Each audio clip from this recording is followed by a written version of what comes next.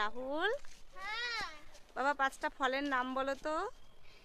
আম, জাম, কাঁঠাল, লিচু, নারকেল।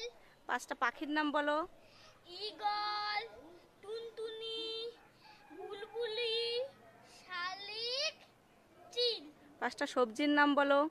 বিট, মূলো, গাজর, আলু, ঝিঙে। 5টা পশুর নাম বলো। হাতি, বাঘ, উট, তারপর জিরাফ, সিংহ। 5টা ফুলের নাম বলো। গোলাপ, সূর্যমুখী, বেল, জুঁই, টগর।